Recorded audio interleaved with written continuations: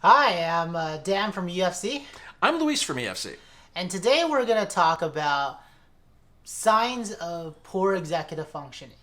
And I think that there's a lot of clinical ideas out there, or not ideas, but there's a lot of clinical facts out there that are definitely true. But I think that they make it very complicated, and when it comes to poor executive functioning, here at EFC, we really just think of it as one thing, and it just comes down to frustration. Ugh. Like that, right? So like whenever there's an overwhelming sense of frustration, consistency of frustration that's associated with a certain activity, a certain outcome of an activity, or whatever it is, that frustration is your key indicator that there's probably some executive functioning deficits, challenges, issues, and there's a need to improve on your executive functioning brain. Um, so let's kind of dive into that frustration first. So I'll let Luis kind of talk about it, and I'll chime in whenever I feel like I need to. All right. Well, the interesting thing about frustration is that it's really a core, and that you may be feeling a lot of other things that trace back to it. So if you're angry about something that you're trying to do because it's not going well or going at all, that anger comes from what? You're frustrated because it's something you want to get done, but for whatever reason, you can't. Maybe you just get really sad and upset that you'll never get this done or I can't handle this task. That comes from, again, frustration. You're frustrated that you haven't been able to do this thing.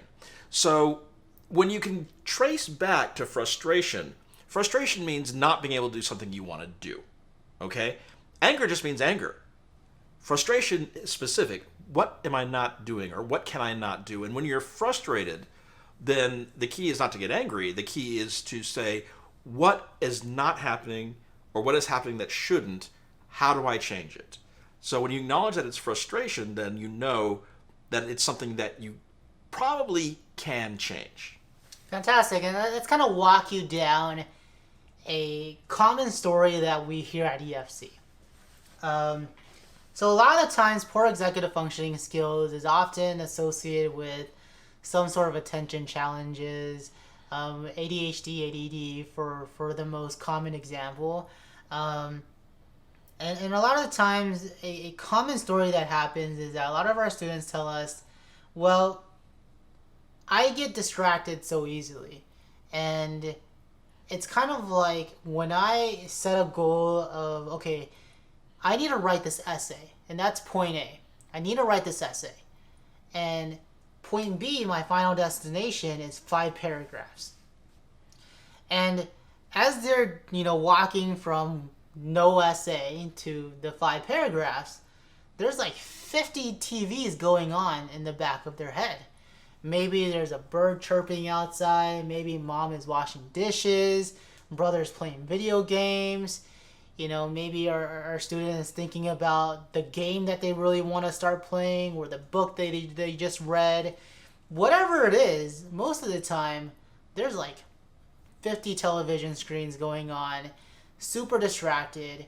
And what happens is that maybe after an hour or 2 hours of writing, there's only maybe like 2 sentences that comes out of it.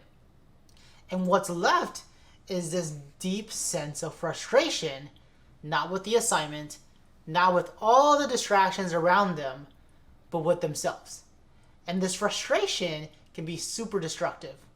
But this frustration is the main key to see, or the main key to help you realize that there are some challenges with executive functioning that needs to be, dealt with, fixed, tools that can help support you.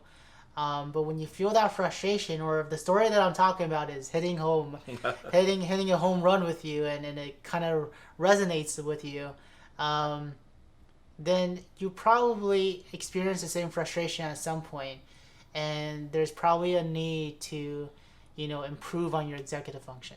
Let me jump in here with another thing.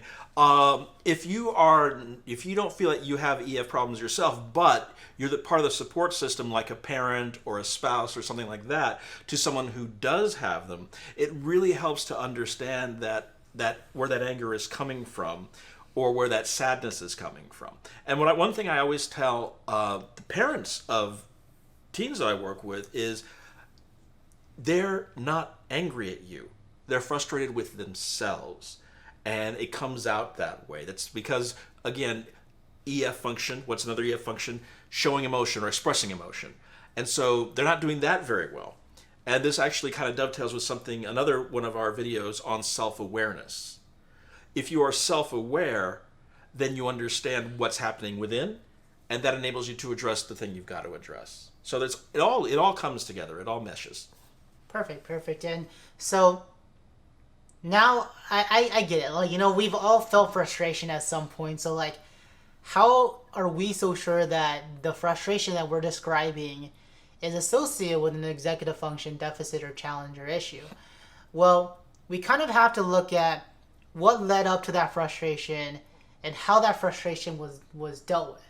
So the before and the after of the frustration. So before the frustration, you have to ask yourself, well, did I go into this assignment knowing that it was going to suck? That there was going to be filled with anxiety. I was going to have so much dread even thinking about it that I don't really want to do it. There's this insane lack of engagement in writing this essay or attending this class or going to this event or whatever. Did you already have this preconceived notion that it wasn't going to turn out well? Because generally speaking, when there are EF challenges, we've experienced those challenges so much that's ingrained in our brain that certain activities, certain things that happen inherently will bring us this frustration. It's kind of foreshadowing that frustration. And I'll jump in with an example here. I have a student I've been working with who has kind of hit a wall in math. And he's been very frustrated with it. He said, I got A's in math up to this point, and now I can't. And the idea here is very simple. All right, you've hit a level that's difficult for you. Let's see what the difficulties are. Maybe we need to get a math tutor involved, someone who's not, maybe, you know, in addition to an EF coach, you need to get an academic tutor involved to get them over that particular hump. But you go in thinking it's going to be easy, it's going to be the same thing as before, and then boom, you hit that wall like this young man has done, and all of a sudden the world is over. Because suddenly, where you were brilliant all the time, now you're not. Or at least that's what they think. yeah, and you know, another good indication is what happens after that frustration. When you feel that frustration, you know, typically if it isn't associated with an EF challenge, when we feel frustrated, we're usually able to recognize that frustration. We're able to adapt to it, pivot away from it, figure out what the next steps are so that it's not so frustrating, or that the next steps to lead to success, right? But usually when the frustration is associated with an EF challenge, the frustration will be petrifying. It will kind of be so frustrating that you can't really move on. You can't really shift to another project. You can't really shift to another task. And that's when you really know that that frustration is rooted by your inability to have a good executive functioning brain. So anything else you want to add to that? Actually, at this point, no. I think we're doing pretty well, don't you? Yeah, good. So I'm kind of blanking on what the last part of this blog is about. Do you remember? Or let's actually take a look. Sorry, guys. Give me 1 second. We can cut around this, right? Okay, so the next part is that we want to recognize that even though a lot of us have felt this frustration, you want to know that everybody at some point have experienced, you know, poor executive functioning. And poor executive functioning is actually a kind of like developmental milestone. It's like a coming of age kind of event, you know? Being able to overcome that poor executive functioning is a sign of growth in general.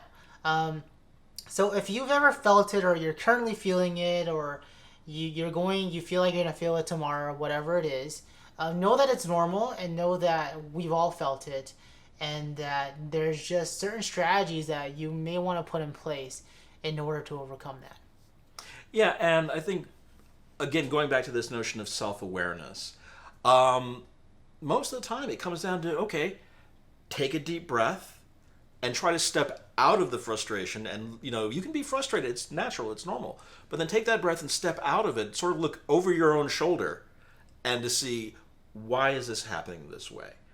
And it could be very simply as, I'm using the wrong size screwdriver, or it could be, my boss just doesn't know when too much is too much. So if you can look over your own shoulder, you can help yourself deal with your own frustration. Great. And so let's kind of give you an overview. If you do feel like you have this frustration and you feel like you have poor executive functioning, how can you kind of fix that, right? So we go into this in a big in a video before on how executive functioning coaching works, etc. So if you're interested, go ahead and check out that video. It'll be linked down below. But the first step is to recognize that you have that. So if you feel like you have this frustration, then recognize it and be okay with it. Now the next step is to then start goal setting. So when you're goal setting, you want to then break these goals into smaller manageable goals that you can insert into a specific time slot that you feel like is manageable for that time slot. Now that might be very hard to do, but with practice, hopefully it becomes easier. Or you might want to, get a coach involved, or a parent involved, or a friend involved, whatever kind of floats your boat. But after you kind of set these goals and figure out what your plan is, the most important thing is to keep yourself accountable. And oftentimes we are able to keep ourselves accountable when we get other people, other human beings involved. And that could be a parent, it can be a friend, it could even be, somebody like us, a coach. But once you kind of walk through those steps, the last thing I always say is, give yourself some leniency. It's not always going to work out the first time around.